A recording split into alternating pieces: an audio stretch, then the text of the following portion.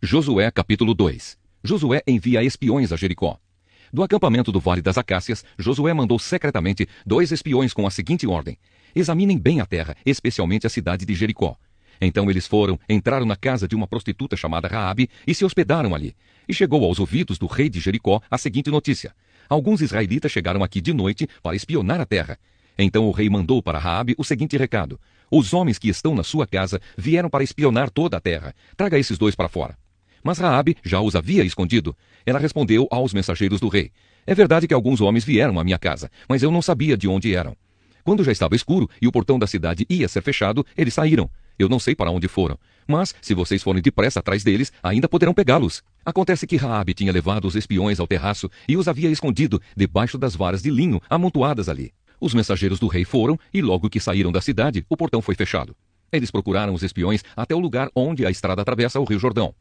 Antes que os espiões fossem dormir, Raabe subiu ao terraço e disse a eles: eu sei que o Senhor deu esta terra a vocês, os israelitas. Para dizer a verdade, todos nós estamos morrendo de medo. Soubemos que o Senhor secou o Mar Vermelho diante de vocês quando saíram do Egito. Também ficamos sabendo como a leste do rio Jordão vocês mataram Seom e Og, os reis dos amorreus, e destruíram os seus exércitos. Quando ouvimos essas coisas, perdemos a coragem e todos nós ficamos com muito medo por causa de vocês.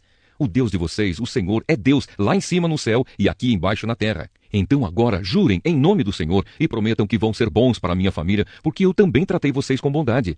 Para isso peço que me deem um sinal que não deixe dúvida. Salvem o meu pai, a minha mãe, os meus irmãos e as minhas irmãs e as famílias deles. Não deixem que nos matem. Os homens responderam: nós prometemos. E se não cumprirmos a nossa palavra, nós é que deveremos morrer e não você.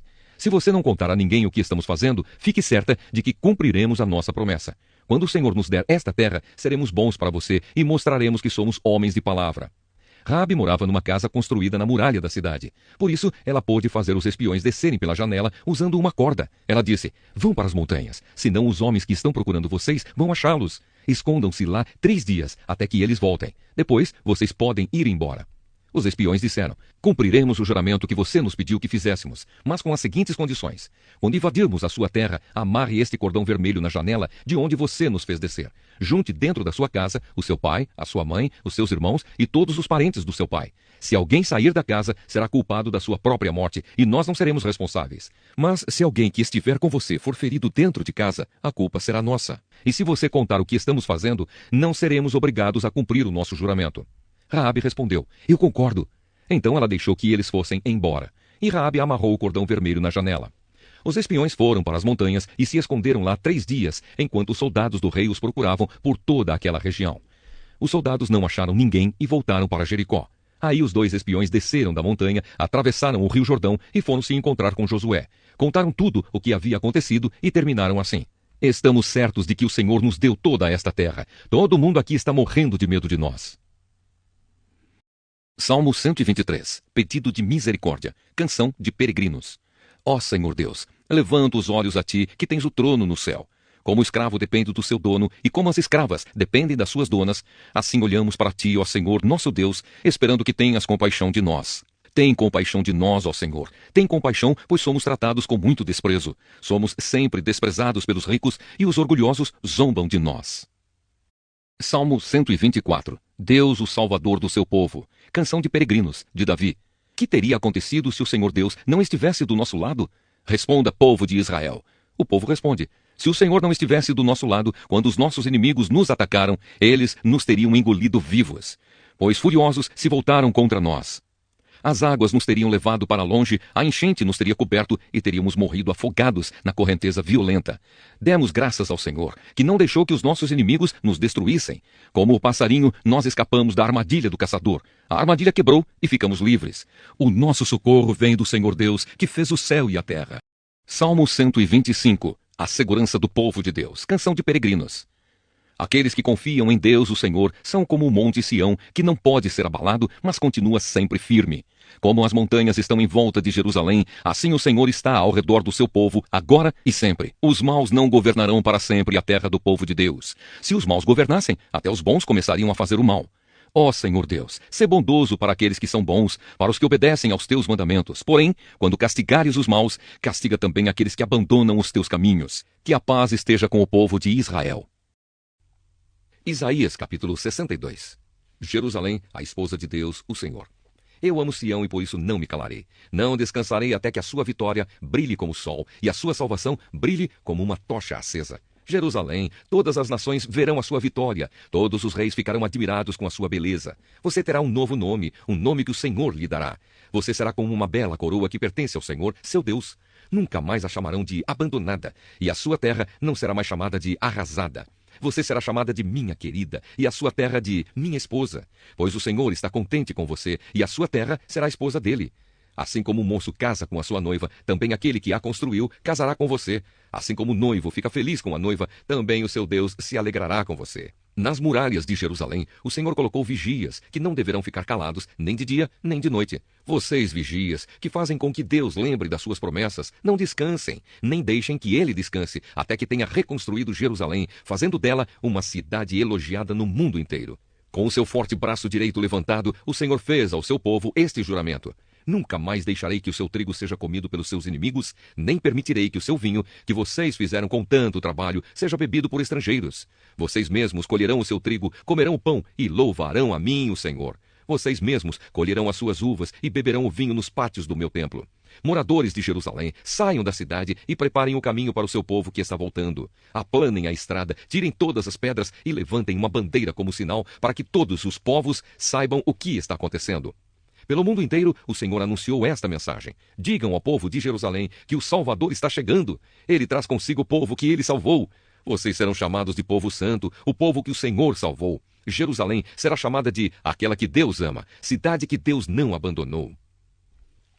O Evangelho de Mateus, capítulo 10. Os 12 apóstolos.